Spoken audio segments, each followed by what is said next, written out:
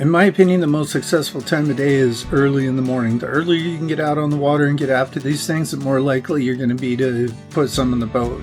If water conditions are too different or the fish aren't biting on those, I'll throw the bottom bouncers on and start covering water in hopes of finding a school of fish somewhere, and then circle back around and run the jigs and crankbaits through that area again.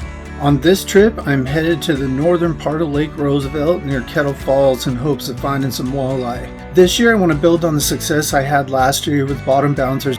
If all goes well, I'll be able to pick up a few of these fish on jigs and crankbaits.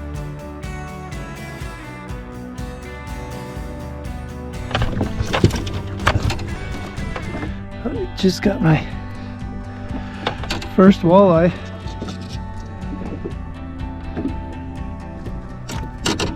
I wasn't sure how things were going to go. It's a decent sized one too. The river is way different. The islands and the grass and the weeds and everything is gone. But I came over here. This is rocks through here and about 25 feet of water, and got him on the first cast. Okay, let's see. We are 20 inches.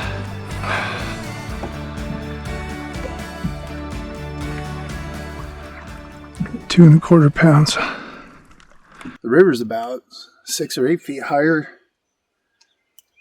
than it was last year.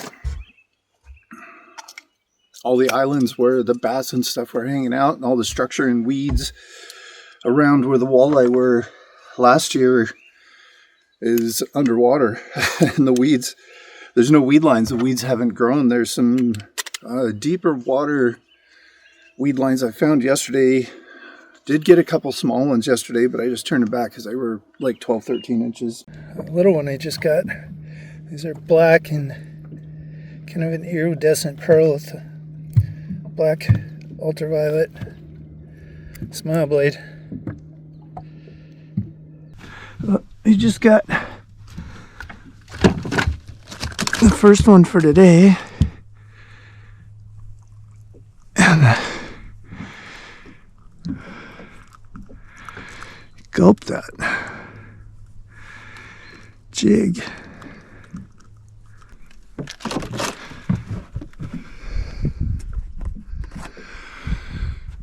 So this is where I caught the one with the jig the other night, the first night we were here on this same jig.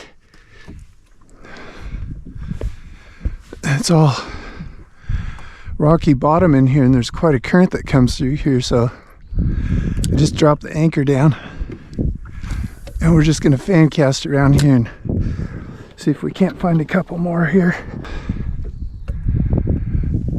But I just cast it out and let it sink to the bottom, and then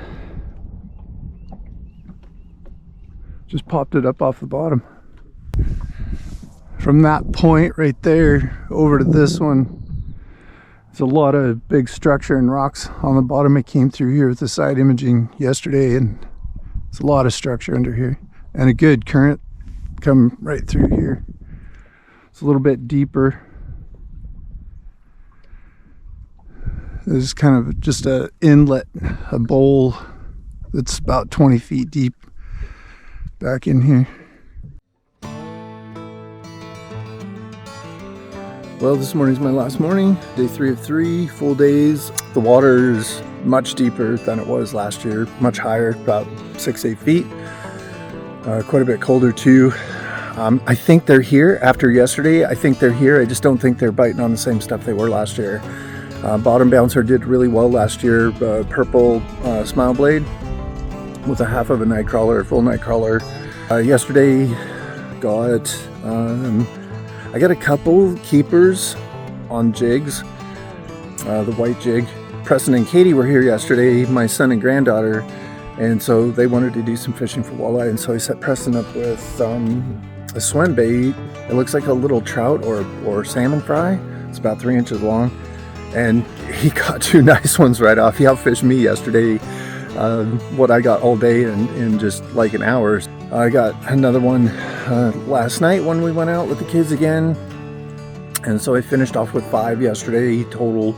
today's the last day, so I'm just hitting the best spots with the best lures. So I'm just going to go down here where I've been starting with the bottom bouncer. I did get a couple bites there yesterday, but I'm just going to drift through there with the current nice and slow, try to keep the jig vertical and down right close to the bottom, and then just big jigs yesterday, just a big lift and then just let it fall down. Nothing super fast or snappy or anything.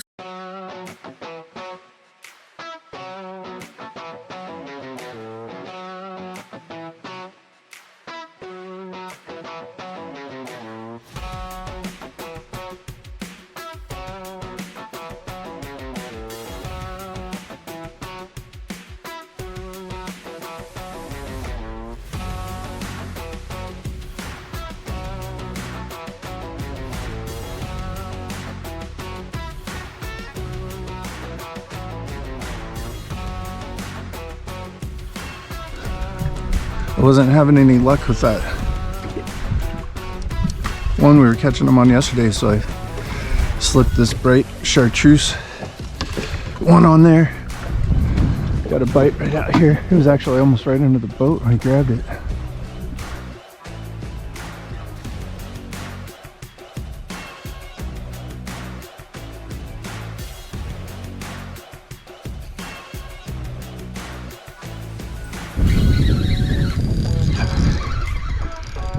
Well, that feels like a little better one.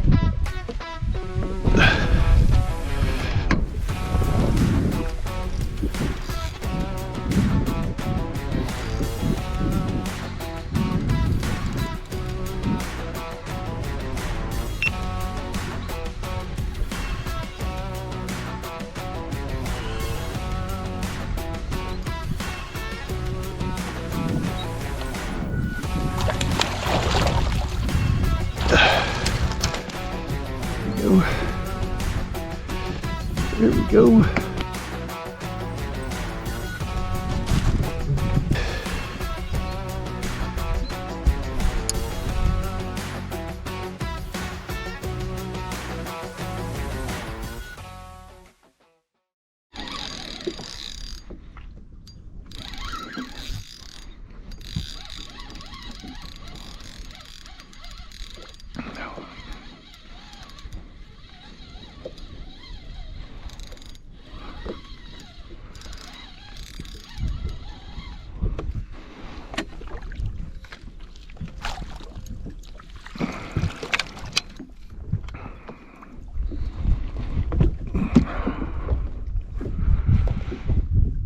That one was fighting way harder than the size it is.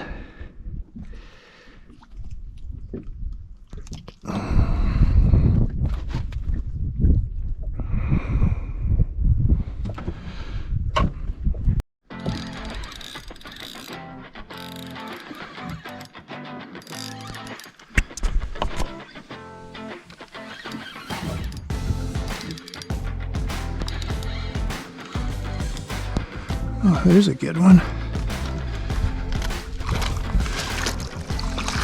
Oh, that's a good one.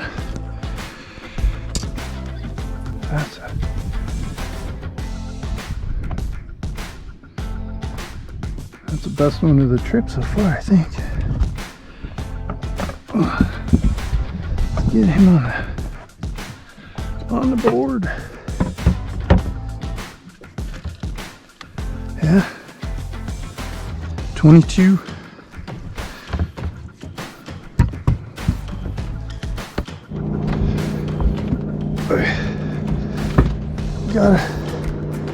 Feels like another decent one here.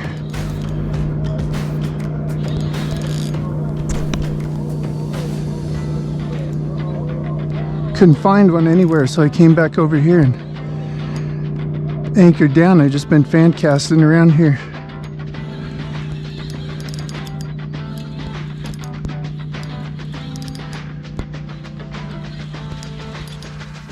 The last one I caught here was 22 inches.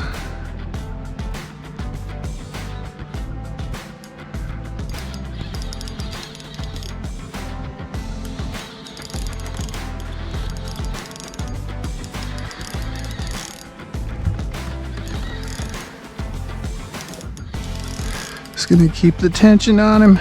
Keep it on him. I see something. Oh, that looks like a good one.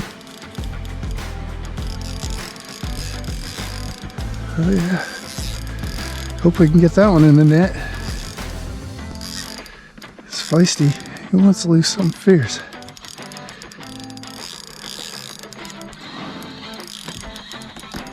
Let's see if we can get that one in the no, he ain't quite ready. Okay, come here. Come here, big boy. Oh yeah. Oh yeah. Oh yeah. That's a dandy there. That might be personal best. I don't know. It's about the same size as the last one. That hook is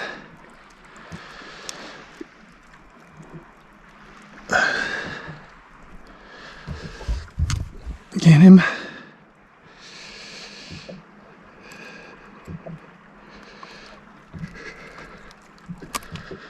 There we go. That same little shad. Let's see if he's bigger than the last one.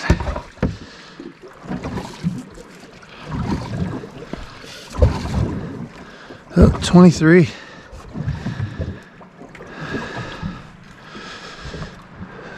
I'm gonna put this one on the scales. 3 3/4, almost 4.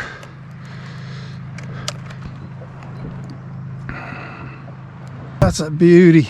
Wow, look at that. Well, finishing up for today. 1, 2, 3, 4, 5, 6. Not bad. Got the biggest one I've ever caught here, I think. This trip was a great reminder of the importance of having a plan B, having backup plans, not only for being able to identify locations where fish might be if they're not in your favorite spots, but also not being afraid to change techniques and change color until you find something that works. I'm just getting ready to head out on another walleye fishing trip to the Lower Columbia. This is my 3rd annual trip, 5 full days of walleye fishing on the river down there. It's always a lot of fun and excitement. It's a great trip, so make sure you subscribe so you don't miss the upcoming videos. Fishing Till It Hurts series on the Lower Columbia.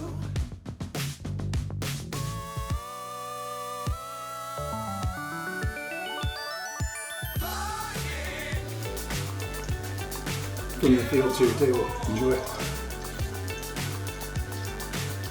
It's so good.